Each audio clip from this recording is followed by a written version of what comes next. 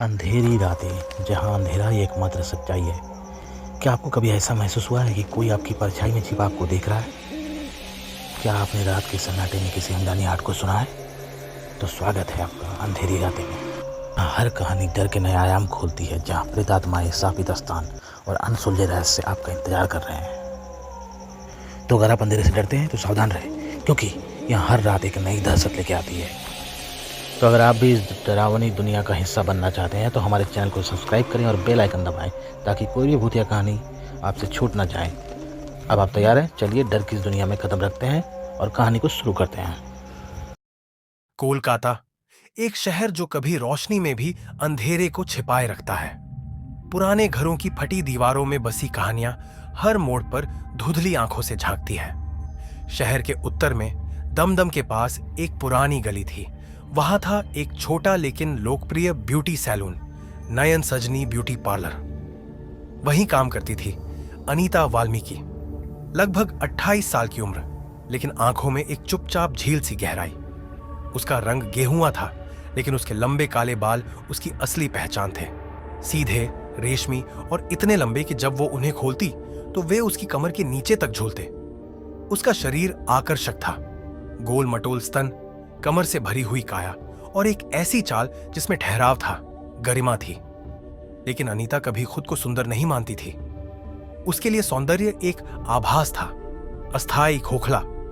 अनीता का कमरा सैलून के पीछे ही एक पुरानी कोठरी में था। एक चौकोर खिड़की, एक टूटी अलमारी और एक दीवार जिस पर कभी किसी ने लिखा था, प्यार मत करना, यहां आत्माएं रोती है। वो दीवार अनीता को हमेशा डरा देती थी, लेकिन अकेलेपन से बड़ा कोई डर नहीं था। हर रात जब काम खत्म होता, अनीता उस दीवार की ओर देखती और बाल खोलकर खिड़की के पास बैठ जाती। अक्सर वो अपने बालों में उंगलियां फेरती और अपने अतीत की अधूरी कहानियां सोचती। उसे बचपन में ही मां बाप खोने पड़े थे। उसे उठाया था एक बूढ़ी मौसी ने, जो अब इस दुनिया में नहीं थी। प्यार नाम की चीज उसके लिए सिर्फ उपन्यासों में थी। लेकिन सब कुछ बदलने वाला था। एक दिन दोपहर की गर्मी में जब सैलून खाली था, दरवाजे की घंटी बजी। वो कोई नया ग्राहक था, लगभग 30 साल का, हल्की दाढ़ी, गले में कैमरा लटकाए, आंखों में कौतूहल और थकावट। भौहें बनवानी है और कुछ तस्वीरें भी खींचनी है ब्यूटिशियन की, उसने मुस्कुराकर कहा। अनीता चौंकी। तस्वीरें? मैं अभिषेक हूं, झारखंड से आया हूं, लोकल कल्चर और लोगों की तस्वीरें ले रहा हूं। तुम इस सैलून की जान लगती हो, क्या तुम तैयार हो? अनीता ने हल्की मुस्कान के साथ हामी भर दी। जब अभिषेक ने कैमरे से पहली बार उसकी तस्वीर ली, तो उसका फोकस लेंस के पार सिर्फ चेहरा नहीं था, उसकी उदासी थी। तुम्हारी आंखों में कहानियां हैं, उसने कहा, और तुम्हारी बातों में झूठ नहीं, अनीता ने जवाब दिया। उस दिन दोनों ने बहुत बात की, फोटोग्राफी, कोलकाता, झारखंड, लोक कथाएं और अकेलापन। उस रात अनीता ने सपने में एक अजीब दृश्य देखा। वो एक जंगल में दौड़ रही थी, सफेद साड़ी में। उसके पीछे कुछ परछाइयां थीं और एक गहरी आवाज कह रही थी, जहां प्रेम है वहां प्रेत है, तैयार रहो। वो चौंक कर उठ बैठी। बाल बिखरे हुए थे और खिड़की से एक अजीब साए साए की आवाज आ रही थी, जैसे कोई पास ही फुसफुसा रहा हो। तुम्हें पता है, कोलकाता की गलियां बहुत फोटोजेनिक है, अभिषेक ने कैमरे की स्क्रीन पर झांकते हुए कहा। सैलून की दीवार पर अनीता की तस्वीर अब भी झलक रही थी। उसका चेहरा हल्की रोशनी में, आंखें झुकी हुई और बालों की परछाई उसके गालों पर उतरती हुई। तुम कुछ ज्यादा ही देखते हो तस्वीरों में, अनीता ने हल्की मुस्कान से जवाब दिया, लेकिन उसके दिल की धड़कन कुछ और कह रही थी। अभिषेक सिर्फ एक फोटोग्राफर नहीं था, उसमें कुछ था, एक रहस्यमयी अपनापन, एक शांत बेचैनी जो अनीता के दिल को धीरे धीरे खींच रही थी। दिन गुजरने लगे। अभिषेक कोलकाता में 1 महीने के लिए आया था। उसका प्रोजेक्ट लोकल महिलाओं की जिंदगी को डॉक्यूमेंट करना था और उसकी शुरुआत अनीता से हो चुकी थी। हर 2-3 दिन में वह सैलून आता, कभी सिर्फ फोटो खींचने के बहाने, कभी बाल कटवाने के, और धीरे धीरे बहानों की जरूरत खत्म हो गई। अब वो बस आता था, अनीता से मिलने। वे दोनों दोपहर की चाय साथ पीते, हावड़ा ब्रिज की शामें साथ बिताते, दक्षिणेश्वर घाट पर बैठकर घंटों बातें करते। अनीता हंसने लगी थी और अभिषेक, वो किसी अदृश्य डर से दूर भागता दिखता था। एक शाम जब बारिश रुक चुकी थी और सड़कों पर भीगती हवा चल रही थी, दोनों प्रिंसप घाट की सीढ़ियों पर बैठे थे। तुम्हें डर नहीं लगता इस शहर से? अभिषेक ने पूछा। डर मुझे अकेलेपन से लगता है, कोलकाता से नहीं। और मुझसे? अनीता ने उसकी तरफ देखा, फिर आंखें फेर ली। तुम तो अब अकेलापन नहीं लगते। उस दिन उन्होंने पहली बार हाथ पकड़ा। कुछ दिन बाद की बात है। अनीता अपने कमरे में अकेली थी। सैलून बंद हो चुका था। वो अभिषेक के भेजे कुछ फोटो देख रही थी जो उसने हाल ही में क्लिक किए थे। एक तस्वीर में अनीता खिड़की के पास खड़ी थी, लेकिन तस्वीर के बैकग्राउंड में एक अजीब धुंधली आकृति थी। सफेद साड़ी में लिपटी कोई छाया जिसकी आंखें सीधे कैमरे की ओर देख रही थीं। अनीता ने घबराकर मोबाइल फेंक दिया। उसी वक्त खिड़की से ठंडी हवा का एक तेज झोंका अंदर आया और एक भारी आवाज गूंजी। झारखंड से आया है वो, लेकिन कुछ साथ लाया है। 6 महीनों तक उनका रिश्ता चांदनी रात जैसा रहा। एक दूसरे की कमी पूरी करते रहे, लेकिन हर चीज परफेक्ट नहीं थी। अभिषेक को रातों को अजीब सपने आते, जंगल, आग, एक औरत की चीखें। वो कई बार अनीता को झिड़क देता, चिड़चिड़ा हो जाता और एक दिन, हमें कुछ वक्त चाहिए, उसने कहा। अनीता चुप रही। उसने कुछ नहीं पूछा, बस इतना बोली, क्या वो सपना अब भी पीछा कर रहा है? अभिषेक उसे नहीं देख पाया, बस चुपचाप चला गया। 1 महीना बाद अनीता अब भी उसी सैलून में थी। सब वैसा ही था, बस अब वो खिड़की ज्यादा खामोश हो गई थी और उस दीवार पर लिखा वो वाक्य अब और भी डराने लगा था। प्यार मत करना, यहां आत्माएं रोती है। लेकिन कहानी यहीं खत्म नहीं थी। अगली सुबह अनीता के फोन पर एक मैसेज आया। अगर मैं लौट ना सकूं तो उग्रनाथ के जंगल में मेरी तलाश करना। मैसेज अभिषेक का था और लोकेशन झारखंड का एक अजीब सा गांव, उग्रनाथपुर। झारखंड आदिवासी लोक कथाओं, गहरे जंगलों और पहाड़ी रहस्यों की धरती। और उसी झारखंड में रांची से लगभग 80 किलोमीटर दूर एक गांव था, उग्रनाथपुर। नाम से ही डर लगता था। स्थानीय लोगों का मानना था कि वहां की मिट्टी में आत्माओं की चीखें दबी हैं और जंगल, वो तो प्रेतों का दरबार कहलाता था। फोन पर आया अभिषेक का आखिरी मैसेज अनीता को चैन से नहीं रहने दे रहा था। अगर मैं लौट ना सकूं तो उग्रनाथ के जंगल में मेरी तलाश करना। उसने एक पुराना बैग तैयार किया। उसमें कुछ कपड़े, अभिषेक की खींची तस्वीरें और एक लोकेशन प्रिंट डालकर वो कोलकाता स्टेशन पहुंची। पाटलिपुत्र एक्सप्रेस सुबह 6:20 रांची के लिए। रास्ते में हर स्टेशन, हर पेड़, हर मुसाफिर की आंखों में उसे जैसे डर की झलक दिखती। उसने खिड़की से बाहर देखा और उसे एक पल के लिए सफेद साड़ी में एक औरत पटरी के पास खड़ी दिखी। वो पलकें झपकाती तो औरत गायब थी। जब अनीता गांव पहुंची तो गांव पूरी तरह से वीरान लग रहा था। कुछ लोग खेतों में थे, लेकिन सबकी निगाहें अजनबी पर टिकी थी। एक बूढ़ी औरत ने उसे देखा और फुसफुसाई, शहर वाली, किसे ढूंढ रही हो? यहां लोग नहीं, परछाइयां रहती हैं अब। अनीता ने कहा। अभिषेक नाम है उसका। वो एक फोटोग्राफर था। बूढ़ी औरत ने थरथराते होठों से कहा, वो जंगल गया था और फिर नहीं लौटा, लेकिन वो अब भी बुलाता है, रात को, पेड़ों की छांव से। अनीता ने गांव में एक टूटी हुई झोपड़ी में रात गुजारने का मन बनाया। रात के करीब 1 बजे खिड़की से आवाज आई, अनीता। उसने बाहर झांका और सामने दिखा अभिषेक, धुंधले चेहरे के साथ। लेकिन वो बोल नहीं रहा था, बस एक दिशा में इशारा कर रहा था, जंगल की ओर। अनीता ने डर के बावजूद अपनी चप्पलें पहनी, लाल शॉल लपेटी और टॉर्च लेकर जंगल की ओर चल पड़ी। जंगल के भीतर घुसते ही हर पेड़ से जैसे सिसकियां आती थी। हवा बहुत ठंडी थी और चारों ओर से फुसफुसाहटें। जिसने प्यार किया उसे वापस आना होगा, पर कीमत देनी होगी। अनीता ने देखा एक पेड़ की जड़ पर एक कैमरा रखा था, अभिषेक का कैमरा, और जैसे ही उसने उसे उठाया एक झटका लगा और जमीन कांप उठी। अचानक एक पेड़ की डाल हिली और वहां लटकी थी एक औरत की लाश, सफेद साड़ी में, उल्टी लटकी, आंखें खुली हुई लेकिन होठों पर मुस्कान। तेरा प्रेम यहीं कैद है, छोड़कर जाएगी तो मर जाएगा। पेड़ों के पीछे से अभिषेक निकला, लेकिन वो कुछ बदला हुआ था। उसकी आंखें सूनी थीं, चेहरा पीला और आवाज में कंपन। मैंने गलती की थी अनीता, उस आत्मा की तस्वीर खींच ली थी जिसने सदियों से कोई छाया नहीं देखी थी। अब वो मुझसे मोहब्बत कर बैठी है, और तुम्हारे आने से अब वो तुमसे भी। उसकी बात पूरी नहीं हुई, क्योंकि उसी वक्त जंगल भर में एक भीषण चीख गूंजी और हवा में बस एक ही बात तैर रही थी, या तो वह प्रेत बंधे या तुम दोनों। जंगल की सर्द रात औरत की चीख के साथ जैसे हर दिशा कांप उठी थी। चारों ओर अचानक धुंध फैल गई थी। अनीता का हाथ अभिषेक ने कसकर थाम लिया था, पर उसकी पकड़ अब भी सर्द और निर्जीव थी। अनीता की आंखों के सामने सब कुछ घूमने लगा। धुंध के भीतर से एक छाया उभरी, सफेद साड़ी, बेहद लंबे बाल और काले नाखूनों वाली एक औरत। लेकिन उसका चेहरा वैसा ही था जैसे अनीता का, बस आंखें खून सी लाल थीं। मैं वही हूं जिसकी तस्वीर उसने ली थी। अब वो मेरी है और तुमने यहां आकर मेरे खेल में कदम रख दिया है। उसका स्वर धीमा था, मगर जैसे हर शब्द अनीता की रूह में उतरता जा रहा था। अनीता, अभिषेक फुसफुसाया, ये वही आत्मा है जो उग्रनाथ के जंगल में सदियों से कैद थी।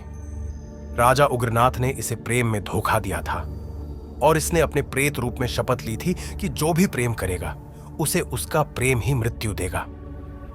आत्मा ने हाथ फैलाया। तुम्हारा प्रेम आजाद हो सकता है अगर तुम मेरी जगह लेने को तैयार हो। मैं तुम में समा जाऊंगी और यह जंगल मुझे तुम्हारी शक्ल में स्वीकार कर लेगा, वरना अभिषेक की आत्मा इसी पेड़ों के बीच गलती रहेगी। अनीता सुन्न थी, उसकी धड़कनें जैसे थमने लगी थी, पर वो जानती थी अभिषेक उसका प्यार है और उसके बिना जिंदगी अधूरी। अनीता ने कहा, ठीक है, मैं तैयार हूं, पर एक शर्त है।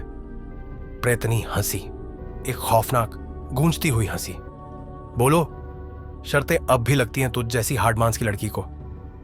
अनीता बोली, मेरे शरीर में समा सकती हो, लेकिन मेरी आत्मा तब तक नहीं मरेगी जब तक प्रेम जीवित है। अगर अभिषेक सच्चा प्रेम करता है तो वो मुझे वापस लाएगा, और तब तुम हार जाओगी। प्रेतनी ने उसकी आंखों में देखा, और एक क्षण में जैसे हवा ठहर गई। अगले ही पल एक भयंकर आंधी चली। अभिषेक जमीन पर गिर गया और अनीता की आंखें धीरे धीरे सफेद होने लगी। अनीता अब अनीता नहीं रही थी। उसकी चाल बदल गई। उसके होठों पर अजीब मुस्कान थी, पर जैसे ही वो अभिषेक के पास पहुंची, उसकी आंखों से एक आंसू टपका और वो बुदबुदाई, मुझे बचा लो।